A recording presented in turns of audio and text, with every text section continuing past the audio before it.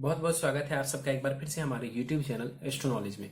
दोस्तों, आज के इस वीडियो में हम एक 23 वर्ष युवती की कुंडली का विश्लेषण करने जा रहे हैं, जिन्होंने अपने बर्थ डिटेल्स मेरे साथ शेयर किए हैं और एस्ट्रोलॉजी के माध्यम से ये अपने जीवन से जुड़े हुए महत्वपूर्ण प्रश्नों के उत्तर जानना चाहती है और साथ ही साथ चाहती है कि मैं इनकी कुंडली का पूर्ण विश्लेषण करूं। तो आज इस वीडियो में मैं इनके द्वारा पूछे गए प्रश्नों का उत्तर दूंगा और इनकी कुंडली का संपूर्ण विश्लेषण करूंगा।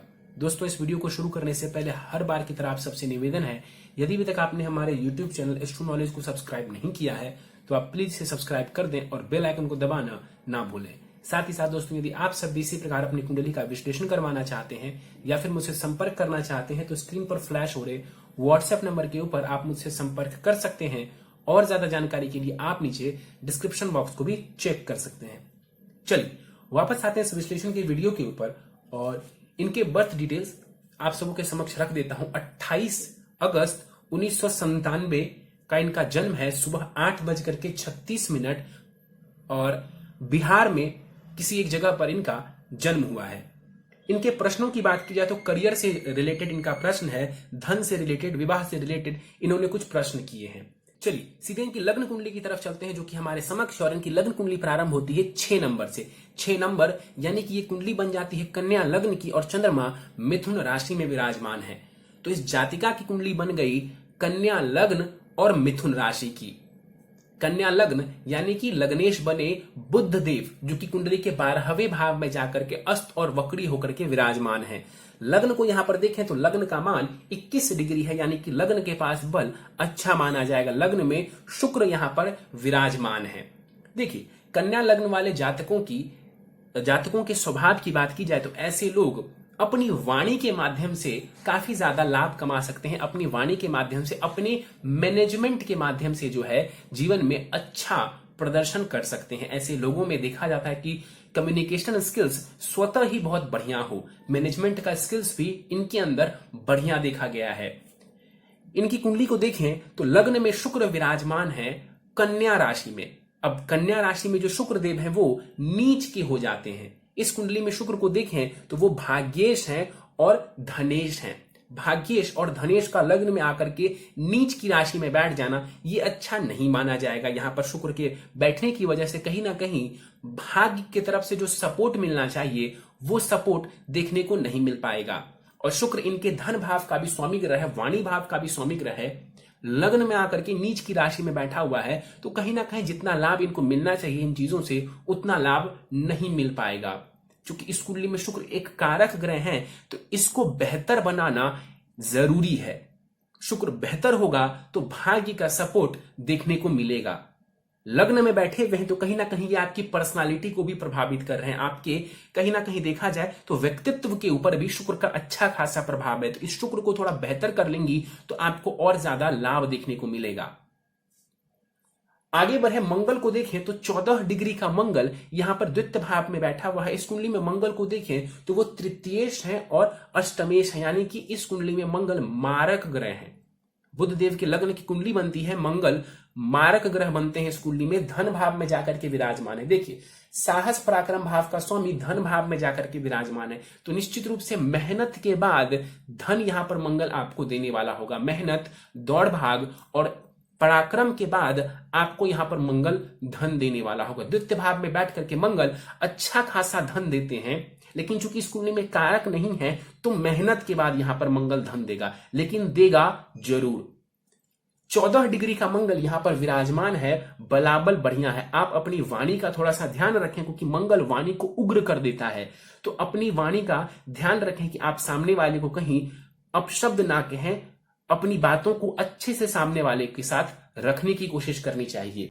मंगल की चौथी दृष्टि पड़ेगी कुंडली के पंचम भाव के ऊपर, जहां पर 10 नंबर लिखा हुआ है। उच्च की दृष्टि जरूर पड़ेगी पंचम भाव के ऊपर। यहां पर दृष्टि डाल करके कहीं ना कहीं मंगल देव आपको पेट संबंधित परेशानियां दे सकते हैं। संतान होने में भी थोड़ी परेशानी यहां पर मंगल देव करवा सकते हैं। मंगल की दृष्टि अष्टम भाव के ऊपर जो पड़ेगी तो यहां पर आपके आयु में वृद्धि कर देंगे। ससुराल पक्ष की तरफ से लाभ आपको दिलवा देंगे क्योंकि अपने घर को यहां पर मंगल देख रहा है। और मंगल की अष्टम दृष्टि पड़ेगी कुंडली के भाग्य भाव के ऊपर तो मेहनत के बाद यहां पर मंगल आपको सहयोग करने वाला होगा। 14 डिग्री का मंगल है, बलाबल बढ़िया है मंगल के पास।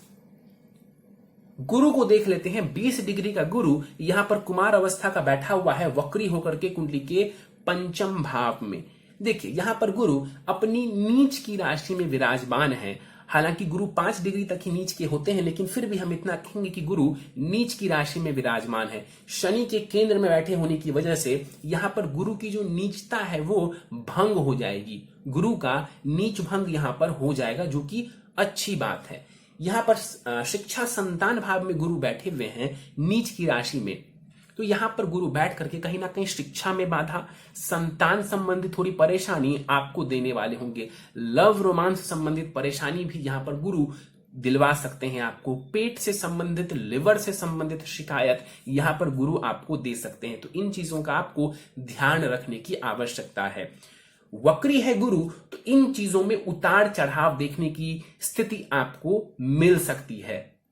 गुरु की दृष्टियों की बात करें, दृष्टि पड़ेगी कुंडली के भाग्य भाव के ऊपर, तो चूंकि नीच की राशि में है तो जबरदस्त आपको भाग्य का लाभ यहां पर गुरु नहीं देने वाला है।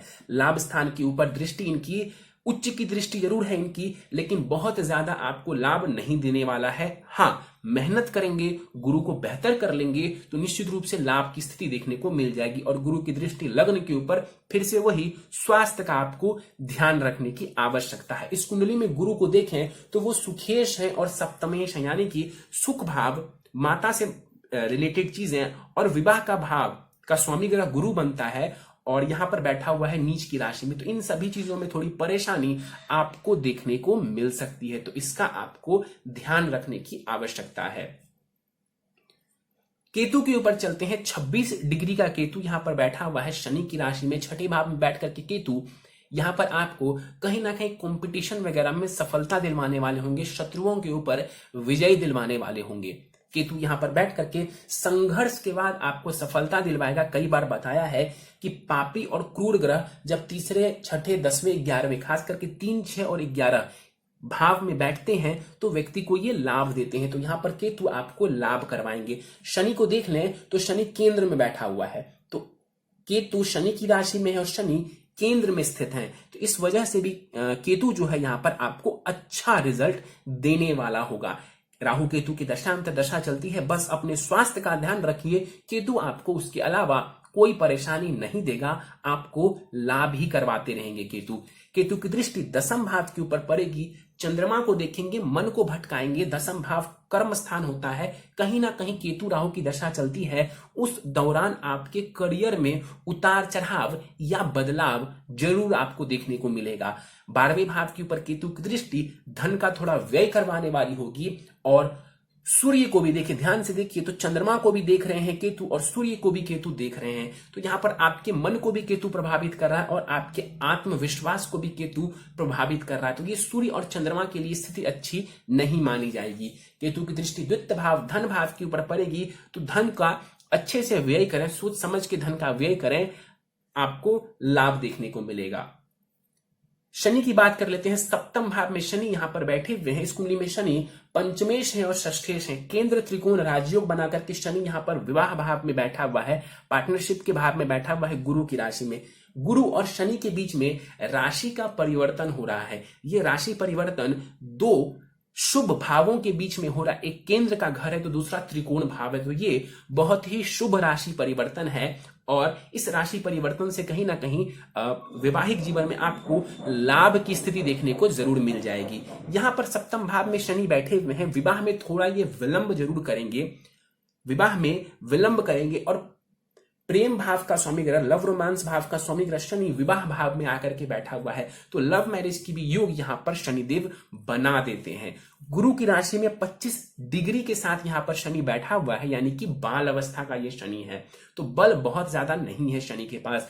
वक्री है शनि, तो उतार चढ़ाव रिलेशन में आपको दे सकते हैं वैवाहिक जीवन में, तो इसका आपको ध्यान रखने की आवश्यकता है। शनि की दृष्टि पड़ेगी भाग्य भाव के ऊपर, मेहनत के बाद भाग्य आपका साथ देने वाला होगा। लग्न के ऊपर दृष्टि पड़ेगी शनि की, बनते हुए कार्यों में कई बार डिले की स्थिति आपको देखने को मिलेगी। और शनि की दृष्टि चतुर्थ भाव के ऊपर जो पड़ेगी, माता के स्वास्थ्य का ध्यान रखें और शनि आपको प्रॉपर्टी देने में मदद करेंगे। चंद्रमा की बात करते हैं। चंद्रमा यहां पर कुंडली के दसम भाव में बैठा हुआ है। देखिए चंद्रमा इस कुंडली में कारक तो नहीं है, लेकिन वो लाभेश बनते हैं और लाभेश चंद्रमा जाकर के कुंडली के कर्म स्थान में बैठे हुए हैं। इसका मतलब है कहीं ना कहीं यहां पर चंद्रमा कर्म स्थान में बैठ करके आपको अच्छा खासा लाभ दिलवाने वाला होगा।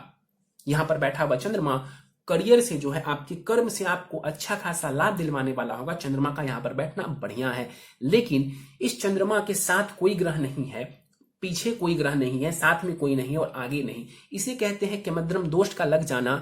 इस वजह से आपका मन थोड़ा परेशान रहेगा। तो उस लिहाज से यहां पर चंद्रमा कमजोर है, लेकिन करियर और लाभ संबंधित चीजों के लिए यहां पर चंद्रमा आपको अच्छा लाभ देने वाले होंगे। 17 डिग्री का चंद्रमा है, बलाबल बहुत अच्छा है इस चंद्रमा के पास। चतुर्थ भाव के ऊपर दृष्टि डाल करके कहीं ना कहीं यहां पर आपको ये जो लाभ आप अर्जित करेंगे, उस लाभ से आपको प्रॉपर्टी वगैरह लेने में भी ये चंद्रमा मदद करने वाले होंगे। आगे बढ़ते हैं, चलते हैं कुंडली के 12वें भाव की तरफ। राहु, सूर्य और बुध यहां पर एक साथ बैठे हुए हैं। सूर्य और राहु की युति हम सभी को पता है कि ग्रहण दोष का निर्माण करती है, तो वहीं राहु और बुध की युति जड़त्व दोष का निर्माण करती है। सूर्य और बुध की युति बुधादित्य योग का निर्माण करती है। तो यहां पर कुछ दोष और कुछ योग 12वें भाव में नजर आ रहे हैं। देखिए बुध की बात सबसे पहले करते हैं। लग्नेश है आपकी कुंडली में बुध और कर्मेश भी हैं, यानी कि कर्म स्थान, करियर प्रोफेशन का स्वामी ग्रह भी बुध है। विदेश भाव में जाकर के बैठा हुआ है। शरीर भाव का भी स्वामी ग्रह बनता है बुध, विदेश भाव में जाकर के बैठा हुआ है। और विदेश भाव के स्वामी ग्रह बनते हैं सूर्य, वो भी साथ में बैठे हुए हैं। ये जबरदस्त संयोग है, ये जबरदस्त योग है विदेश में जाकर के लाभ अर्जित करने की, विदेश में जाकर के बसने की। विदेश वगैरह में जाती हैं आप, बसना चाहती हैं, आपके लिए ये स्थिति बढ़िया रहेगी। ऊपर से राहु यहां पर बैठे हुए हैं, ये भी आपको विदेशों में ज्यादा सपोर्ट करेंगे। राहु भी विदेश ले जाने में बहुत बड़ा कारक ग्रह माना गया है। तो विदेश जाने के लिए जो कुंडली का 12वां भाव है, ये काफी हद तक आपको सपोर्ट करेगा। बुध की बात कर लेते हैं। यहां पर वक्री और अस्त के हैं बुध, तो बल थोड़ा कम हो जाएगा, लेकिन मैंने कई बार बताया है कि बुध अस्त और वक्री होने के बाद भी रिजल्ट्स देते हैं। माफ करिए, अस्त होने के बावजूद बुध एक ऐसा ग्रह है जो कि काफी हद तक रिजल्ट्स दे पाता है। तो यहां पर विदेश जाने पर आपको ये बुध लाभ करवाएंगे। सूर्य की बात कर लेते हैं। सूर्य स्वग्रही है, यहां पर अपने ही घर में, अपनी ही राशि में यहां पर ये बैठा हुआ है। विदेश जाइए, आपको ये सूर्य अच्छा खासा लाभ दिलवाएंगे। तो वहीं राहु का यहां बैठने की वजह से, राहु के यहां बैठने की वजह से नेत्र में थोड़ी परेशानी हो सकती है, चश्मा वगैरह आपको लग सकता है, इसका ध्यान रखने की आवश्यकता है। पिता के साथ संबंधों का ध्यान रखें, इसके अलावा कोई परेशानी वाली बात यहां पर नहीं है। विदेश जाने संबंधी चीजों की बात की जाए तो यहां पर राहु भी आपको बहुत ज्यादा सपोर्ट करेंगे। राहु की दृष्टि पड़ेगी चतुर्थ भाव के ऊपर, प्रॉपर्टी लेंगी, सोच समझ के लीजिएगा और माता के स्वास्थ्य का ध्यान रखेंगी। छठे भाव के ऊपर दृष्टि, राहु की दशा में आपको स्वास्थ्य का ध्यान रखना, और अष्टम भाव के ऊपर इनकी दृष्टि पड़ रही है तो स्वास्थ्य का ध्यान रखने की आवश्यकता है। सूर्य 11 डिग्री के साथ कुमार अवस्था में विराजमान है, बलाबल अच्छा है सूर्य के पास। तो वहीं राहु 26 डिग्री के साथ मृत अवस्था में यहां पर 25% बलाबल के साथ विराजमान है। और एक बात आप और ध्यान से देखिए, कुंडली के लग्न को देखिए, पीछे जो है राहु और सूर्य बैठे हुए हैं और आगे मंगल विराजमान है। बीच में आपका कौन है? तो वो लग्न है। इसे कहते हैं पाप कर्तरी दोष का लग जाना, जो कि कुंडली के प्रथम भाव को लग रहा है। ये बहुत अच्छा नहीं है स्वास्थ्य के लिए, और आपको अपने स्वास्थ्य का ध्यान रखने की आवश्यकता है। दशाओं की बात कर लेते हैं। दशा फिलहाल जो है आपको शनि की चल रही है। शनि की महादशा आपको चल रही है, जो कि 17 जुलाई 2036 तक रहने वाली है। और शनि की महादशा में फिलहाल आपको बुध की अंतरदशा चल रही है, जो कि 2023 के मार्च तक रहेगी। शनि की महादशा में बुध की अंतरदशा, ये समय बहुत ही बढ़िया है आपके लिए। कहीं ना कहीं ये जो 3 साल का करीब करीब वक्त आया है आपके लिए, ये काफी अच्छा समय है। आप विदेश जाना चाहें, आप शिक्षा ग्रहण करना चाहें, इन सभी चीजों के लिए ये समय बहुत ही बढ़िया माना जाएगा। तो आप इस समय का अच्छे से लाभ उठाने की कोशिश करें। चलिए सीधे आपके प्रश्नों को ले लेते हैं। इन्होंने बताया है कि फिलहाल मैं बीसीए कर रही हूं। ये कंप्यूटर से रिलेटेड कोर्स होता है जहां तक मेरी जानकारी है, और जानना चाहती हैं कि मुझे आगे एमसीए करना है। क्या हायर एजुकेशन के युग मौजूद है मेरी कुंडली में? देखिए, हायर एजुकेशन भाव के स्वामी ग्रह बनते हैं शुक्र, उसकी स्थिति बढ़िया नजर नहीं आ रही। तो थोड़ा संघर्ष करना पड़ सकता है आपको, खास करके यदि आप हायर एजुकेशन में बहुत अच्छा करना चाहती हैं तो शुक्र को बेहतर करने की आपको जरूरत है। जानना चाहती हैं एमसीए करना चाहिए या एमबीए आईटी करना चाहिए? मेरे हिसाब से आपको एमबीए की तरफ जाना चाहिए। एमबीए की तरफ जाने से भी आपको लाभ मिलेगा। वैसे एमसीए करने से भी आपको लाभ है, ऐसा नहीं है कि एमसीए करने से आपको लाभ नहीं मिलेगा। आप कन्या लग्न की बनती हैं, कन्या लग्न वालों के लिए मैनेजमेंट का क्षेत्र बहुत बढ़िया होता है, इसीलिए मैंने आपसे कहा कि आप एमबीए भी करके अच्छा लाभ उठा सकती हैं।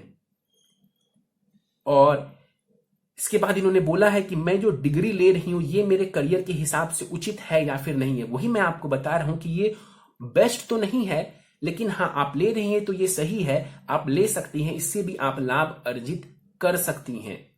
मैनेजमेंट के क्षेत्र में यदि जाना संभव हो तो मैनेजमेंट के क्षेत्र में जाने का प्रयास करें, आपको बढ़िया लाभ दिखेगा। आपकी नवमांश कुंडली मैंने देखी है, वहां पर बुध उच्च के हैं, गुरु भी उच्च के हैं, तो इसी सब को देखते हुए मैं आपको कह सकता हूं कि मैनेजमेंट के क्षेत्र में यदि आप कार्य करती हैं तो ज्यादा लाभ देखने को आपको मिल जाएगा। इसके अलावा आपका जो प्रोफेशन चार्ट है जो D10 चार्ट होता है, दशमांश कुंडली होती है, वो भी मैंने देखी, वहां पर भी एमबीए वाला जो पार्ट है वो ज्यादा बेहतर नजर आ रहा है। जो मैनेजमेंट वाला पार्ट है वो बेहतर है आपकी कुंडली में।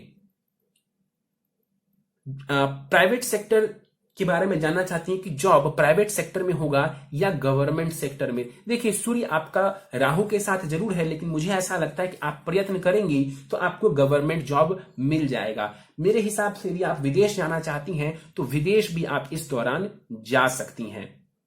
अगला प्रश्न उसी से रिलेटेड है इनका, क्या मेरी कुंडली में विदेश में जॉब करने का योग है? ध्यान से देखिए, कर्म स्थान का स्वामी ग्रह, करियर प्रोफेशन भाव का स्वामी ग्रह जाकर के विदेश भाव में बैठा हुआ है, तो निश्चित रूप से आप चाहें तो विदेश जाकर के अच्छा खासा लाभ अर्जित कर सकती हैं। आर्थिक स्थिति के बारे में जानना चाहती हैं कि आने वाले समय में कैसी रहेगी? देखिए आर्थिक स्थिति की बात की जाए तो चंद्रमा तो आपको लाभ दे देंगे धन के मामले में, लेकिन पूर्ण रूप से आपको आर्थिक स्थिति मजबूत करनी है तो शुक्र को बेहतर करना जरूरी है। भाग्य और कहीं ना कहीं धन के लिए आपको शुक्र को बेहतर करना बहुत ही ज्यादा जरूरी है। और भूमि भवन वाहन का सुख इन्होंने ये जानना चाहती है। निश्चित रूप से ये सब कुछ आपको मिलेगा, थोड़े विलंब से मिल सकता है क्योंकि शनि की दृष्टि पड़ रही है और चतुर्थ भाव के स्वामी ग्रह गुरु नीच की राशि में बैठे हुए। लेकिन जैसा कि मैंने कहा कि नवमांश कुंडली में स्थिति बहुत ही बढ़िया है बुध और गुरु की, तो ये सारी चीजें आपको देखने को जरूर मिलेंगी, थोड़ा समय लग सकता है। मैरिड लाइफ के बारे में जानना चाहती कि मेरा वैवाहिक जीवन कैसा रहेगा, बच्चों का सुख कैसा रहेगा? देखिए अगर ये आपको याद हो तो मैंने बताया था बच्चों को लेकर के एक लाइन मैंने शायद कही थी आपको कि गुरु यहां पर बैठे हुए हैं नीच की राशि में वक्री होकर के, संतान संबंधी थोड़ी परेशानी आपको देखने को मिल सकती है, संतान होने में थोड़ी समस्या देखने को आपको मिल सकती है। इसका कतई ये मतलब नहीं है कि मैं ये कह रहा हूं कि आपको संतान नहीं होगी, मैं बस ये कह रहा हूं कि गुरु यहां पर नीच की राशि में बैठे हुए हैं और यहां पर बैठ करके गुरु भावनाश भी करते हैं। गुरु एक तो नीच का बैठा हुआ है यहां, ऊपर से गुरु यहां बैठ करके भावनाश भी करते हैं, इस वजह से थोड़ी परेशानी आपको देखने को मिल सकती है संतान संबंधित। और विवाह का जहां तक सवाल है तो आपका जो नवमांश चार्ट है वो बहुत ज्यादा मजबूत है, बस कुंडली मिलान करके विवाह करें, थोड़े विलंब से विवाह करें, आपका विवाह बहुत ही बढ़िया रहेगा। हड़बड़ी में आपको विवाह नहीं करना चाहिए, हड़बड़ा करके आपको विवाह नहीं करना चाहिए, आराम से समय लेकर के विवाह करें, आपका वैवाहिक जीवन बहुत ही अच्छा रहेगा। इसके बाद इन्होंने बताया कि मुझे स्टमक में, पेट में, डाइजेस्टिव सिस्टम से संबंधित हमेशा परेशानी लगी रहती है। पंचम भाव में ये जो गुरु बैठे हुए हैं इसके पीछे का यही कारण है कि आपको इन्होंने पेट से संबंधित परेशानी दी, पेट से संबंधित परेशानी, लिवर से संबंधित परेशानी यहां पर बैठा हुआ गुरु आपको देते रहेंगे। द्वितीय भाव में मंगल बैठा हुआ है, आप अपने खान पान का ध्यान रखिए, निश्चित रूप से वहां पर मंगल बैठ करके आपके खान पान में भी जो है परेशानी ला सकता है, यानी कि जंक फूड का आदत आपको लगवा सकता है, तो आपको सादा भोजन करने की आदत डालनी चाहिए। और इसके अलावा मैं आपको कुछ उपाय बता दूंगा जिनसे आपको और ज्यादा लाभ देखने को मिल जाएगा। और कहती हैं कि स्वास्थ्य से संबंधित कुछ बातें जो आप मुझे बताना चाहें। निश्चित रूप से मुझे लगता है कि आपको अपने स्वास्थ्य का विशेष ध्यान रखने की आवश्यकता है। आपका स्वास्थ्य थोड़ा कमजोर नजर आ रहा है क्योंकि शरीर भाव का स्वामी ग्रह जाकर के नुकसान के भाव में 12वें भाव में अस्त और वक्री होकर के विराजमान है। लग्न में नीच के शुक्र विराजमान है, तो ये अच्छी स्थिति नहीं नजर आती है। तो कहीं ना कहीं लग्न को बलवान करिए और अपने स्वास्थ्य का ध्यान रखिए। उपाय पर जाने से पहले इनकी नवमांश कुंडली मेरे समक्ष है। नवमांश कुंडली इनकी प्रारंभ होती है कर्क लग्न से, यानी 4 नंबर से। उच्च के गुरु लग्न में विराजमान है। ये इस बात की पुष्टि कर रहे हैं गुरु कि जो इनका वैवाहिक जीवन है वो बढ़िया रहेगा। मैं दोहरा देता हूं, ये इस बात की पुष्टि कर रहा है कि आपका वैवाहिक जीवन बढ़िया रहेगा। बस आप कुंडली मिलान करके विवाह करिएगा, समय लेकर के विवाह करिएगा, आपका वैवाहिक जीवन बढ़िया रहेगा। बुध वहां पर उच्च के हैं, गुरु उच्च के हैं और शुक्र की स्थिति बढ़िया हो रही है। चंद्रमा की स्थिति भी बढ़िया हो रही है। वहां पर शनि अपनी मूल त्रिकोण राशि कुंभ में जाकर के बैठे हुए हैं। तो ज्यादातर ग्रहों की स्थिति आपके नवमांश कुंडली में बढ़िया है। तो आपकी नवमांश कुंडली बहुत ही बढ़िया नजर आ रही है मुझे। इसका मतलब है कि आने वाले समय में आपको इसका अच्छा लाभ देखने को मिलेगा। आप बस मेहनत करते रहिए। जो थोड़ी बहुत परेशानी है वो उपाय से दूर हो जाएगी या कम जरूर हो जाएगी। और नवमांश कुंडली का लाभ निश्चित रूप से आपको आपके जीवन में देखने को मिलेगा। खास करके आपके विवाह में जो परेशानी नजर आ रही है या जो संतान संबंधित परेशानी नजर आ रही है वो नवमांश कुंडली में दूर हो रही है। तो कहीं ना कहीं आपका नवमांश बढ़िया है। लेकिन नवमांश को और लग्न को दोनों चार्ट को देखते हुए एक बात आपको मैं कह सकता हूं कि आपको संतान संबंधित परेशानी यहां पर नजर आ रही है दोनों ही चार्ट्स में। गुरु की स्थिति जरूर बेहतर हो रही है उसमें, लेकिन वहां पंचम भाव में नीच की राशि में राहु बैठे हुए हैं और मंगल उस भाव के स्वामी ग्रह बनते हैं, वो अष्टम भाव में जाकर के बैठे हुए। तो संतान संबंधित परेशानी देखने को मिल सकती है। तो उपाय वगैरह कर लेंगी, आपको लाभ देखने को मिलेगा। उपाय पर चलते हैं। पहला उपाय है आपके लिए नीलम रत्न आप धारण कर लीजिए। आपको शनि की महादशा चल रही है, आप नीलम रत्न धारण करेंगे, आपको बढ़िया लाभ मिलेगा। करीब 7 रत्ती का नीलम दाहिने हाथ की मध्यमा उंगली में पंच धातु की अंगूठी में आप इसे जड़वा करके कृष्ण पक्ष की शनिवार की शाम को इसे आप धारण कर लीजिए। आप चाहें तो उस दिन की चौघड़िया देखकर आप इसे धारण कर सकती हैं। नित्य गणेश अथर्वशीर्ष का आपको पाठ करना चाहिए। इससे कहीं ना कहीं आपको बढ़िया लाभ देखने को मिलेगा। नित्य श्री सुक्तम ये मां लक्ष्मी का होता है पाठ, इसका पाठ आपको करना चाहिए ताकि आपका जो शुक्र है वो बेहतर हो सके, धन की स्थिति बेहतर हो सके। और नित्य ओम ब्रीम बृहस्पतये नमः इस मंत्र का भी कम से कम 1 माला जाप आपको करना चाहिए। समय हो तो 3 माला 5 माला भी आप कर सकती हैं, लेकिन 1 माला जाप आपको नित्य प्रतिदिन करना चाहिए। गले में 5 एवं 6 मुखी रुद्राक्ष लाल धागे में बनवा करके या बना करके आप शुक्ल पक्ष के सोमवार के प्रातः काल को धारण करेंगे। इन सारे उपायों से निश्चित रूप से आपको लाभ देखने को मिलेगा और कहीं ना कहीं आप मेहनत करते जाइए, इन उपायों को करते जाइए, आप अपने जीवन में बढ़िया कर सकेंगी, अच्छे पोजीशन पर जा सकेंगी। चलिए दोस्तों, ये था इस 23 वर्ष युवती की कुंडली का विश्लेषण। मुझे उम्मीद है कि आपको हमारा ये कुंडली विश्लेषण का वीडियो पसंद आया होगा। यदि वीडियो पसंद आया तो आप इसे लाइक करें, शेयर करें। अभी तक आपने हमारा YouTube channel astro knowledge subscribe नहीं किया है तो आप इसे सब्सक्राइब कर दें और बेल आइकन को दबाना ना भूलें। साथ ही साथ दोस्तों, यदि आप सब इसी प्रकार अपनी कुंडली का विश्लेषण करवाना चाहते हैं या फिर मुझसे संपर्क करना चाहते हैं तो स्क्रीन पर फ्लैश हो रहे व्हाट्सएप नंबर के ऊपर आप मुझसे संपर्क कर सकते हैं। और ज्यादा जानकारी के लिए आप नीचे डिस्क्रिप्शन बॉक्स को भी चेक कर सकते हैं। इस वीडियो में फिलहाल इतना ही दोस्तों। आप सभी का बहुत बहुत धन्यवाद।